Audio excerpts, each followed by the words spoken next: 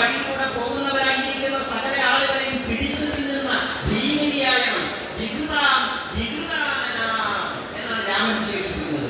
അങ്ങനെയുള്ളതായ ഘോരരൂപിയായ താടകയെ വഹിച്ച്, ആഗ്നേയാസ്ത്രത്താൽ സുബാഹുവിനെ വഹിച്ച്, മാനവാസ്ത്രത്താൽ മാരീചനെ മനുഷ്യനെ പോലെ അട്ടി തീർത്തു. രാക്ഷസനെ മനുഷ്യനട്ടി തീർത്തു രാമന്റെ മാനവാസ്ത്രം.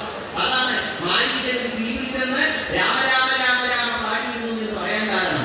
അങ്ങനെയുള്ളതായ ആ രാമൻ പിന്നീട് വിശ്വാമിത്രനോടൊപ്പം യാത്രയായി ചെല്ലുന്നത് മനോഹരമായിരിക്കുന്ന അഹല്യാശ്രമത്തിലാണ്. അവിടെ ചെല്ലുമ്പോൾ ഈ അഹല്യയുടെ കഥ മുഴുവൻ പറയുന്നുണ്ട്. ആ കഥ വിശ്വപ്രസിദ്ധമാണ്. ബ്രഹ്മാവിന്റെ പുത്രിയായ യോഗസുന്ദരിയായ അഹല്യയ്ക്ക് ആ ബ്രഹ്മചര്യത്തിൽ തപോബുദ്ധിയിൽ ഭംഗം വന്നു.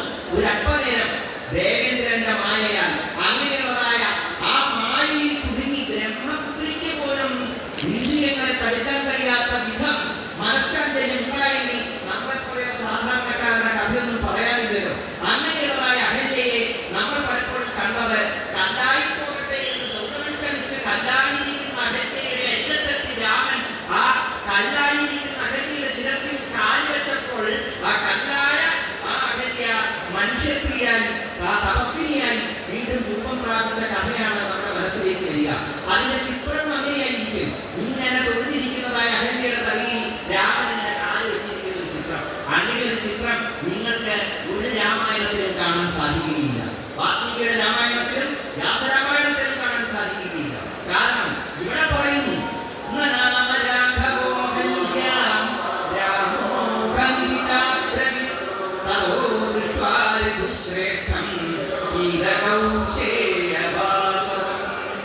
രാമൻ ആ ആശ്രമത്തിലേക്ക് കണ്ടപ്പോൾ വിശ്വാമിത്രൻ പറയാണ്, രാമ ആ ശിലാപാളിൽ കാലിരിക്കും.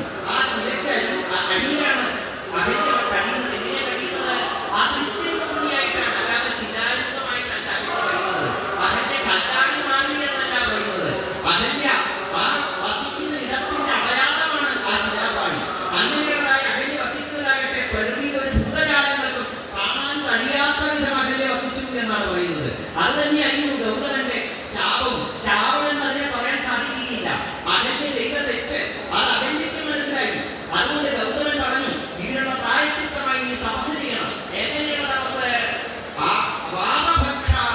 വായു മാത്രം ഭക്ഷിച്ച് ഈ പ്രകൃതിയിൽ ഒരു ഭൂതജാലങ്ങൾക്കും കാണാൻ കഴിയാത്ത വിധം നീ ആശ്രമത്തിൽ വസിക്കണം. ഇവിടേക്ക് ഒരു ഭൂതജാലങ്ങളും കടന്നു വന്ന് നിന്റെ തപസ്സിന് വിഘ്നമുണ്ടാക്കുകയില്ല എന്ന് പറഞ്ഞ ഗൗതമൻ അഹല്യെ ഉപേക്ഷിച്ചു പോയി എന്നൊക്കെയാണ് നമ്മൾ കടന്നു കൊടുക്കുക. അത് തെറ്റായ വ്യാഖ്യാനമാണ്. അഹല്യെ ഗൗതമൻ ഉപേക്ഷിച്ചിട്ടില്ല. പകരം ആ അഹല്യയ്ക്ക് താൻ ചെയ്ത തെറ്റ് തിരുത്താനുള്ളതായ പ്രായശ്ചിത്തമായി തപസ് വിധിച്ച് ഗൗതമൻ പോയത് തപസ് ചെയ്യാനാണ്. അതിമഹത്തരമായ തപസ് ഗൗതമൻ അനുഷ്ഠിച്ചു. രാമന്റെ പാദം ഈ ആശ്രമത്തിൽ കാലെത്തുന്ന ഇടം വരെ, രാമപാദം ഇവിടെ എത്തുന്നത് വരെ, സ്പർശിക്കുന്നത് വരെ ഗൗതമൻ തപസ്സിലായിരുന്നു. രാമന്റെ പാദം അവിടെ സ്പർശിച്ച നിമിഷത്തിലോ അതാ അതിശയായിരുന്ന അഹല്യ ദൃശ്യയായിരുന്നു. കണ്ടത് രാമനെ. രാമൻ പറയുന്നത് എന്താ? രാമോഹം, ഞാൻ രാമൻ, അമ്മേ എന്ന് പറഞ്ഞ് രാമനാണ് അഹല്യയെ നമസ്കരിക്കുന്നത്. വിശ്വമാതാവാണ്, ബ്രഹ്മാവിന്റെ പുത്രിയാണ്. അല്ലാതെ രാമൻ അഹല്യയുടെ ശിരസിൽ ചാടിയല്ല ചെയ്തത്. വ്യാസൻ വളരെ വ്യക്തമായി പറയുന്നു, രാമോഹം ഇനി ചാമ്പി, ഞാൻ രാമനാണ് എന്ന് പറഞ്ഞ് അഹല്യയ്ക്ക് മുമ്പിൽ രാമൻ തൊഴുതു. അപ്പോഴാണ് അഹല്യയ്ക്ക് കാലബോധം ഉണ്ടാകുന്നത്. ഇത്ര കാലം തന്റെ തപസ്സിന്റെ പൂർണ്ണതയായി. അപ്പോൾ രാമന്റെ വരവും രാമന്റെ പാദസ്പർശവും ഒരു കാലബിന്ദുവിനെ സൂചിപ്പിക്കുന്നതാണ്. ഒരു യുഗപുരുഷന്റെ ആഗമനത്തെ സൂചിപ്പിക്കുന്നതാണ്. ഒരു യുഗാവതാരത്തിന്റെ ആഗമനത്തെ സൂചിപ്പിക്കുന്നതാണ്. ഇത് വ്യാസദർശനത്തിലൂടെ മാത്രമാണ് നമുക്ക് അതിന്റെ പൂർണ്ണമായിരിക്കുന്ന ആസ്വാദകയിലേക്ക് എത്തിച്ചേരാൻ സാധിക്കുകയുള്ളൂ. ഇങ്ങനെ അഹല്യാമോത്സവം കഴിഞ്ഞ് ആ അഹല്യയുടെ സഭയെ സ്വീകരിച്ച സമയത്ത് അവിടേക്ക് ഗൗതമ മഹർഷി വരുന്നത്. അഹല്യത്തേക്കല്ല ആ രാമനെ സഭയിൽ ചെയ്യുന്നത്. ഗൗതമ മഹർഷി അവിടെ അഹല്യയ്ക്ക് മോക്ഷം കിട്ടി, ആ സാന്നിധ്യം കിട്ടി, രൂപരൂപം തിരിച്ചു കിട്ടിയെന്ന് മനസ്സിലാക്കി ഗൗതമൻ അവിടേക്ക് വരുന്നു, പ്രത്യക്ഷനാകുന്നു.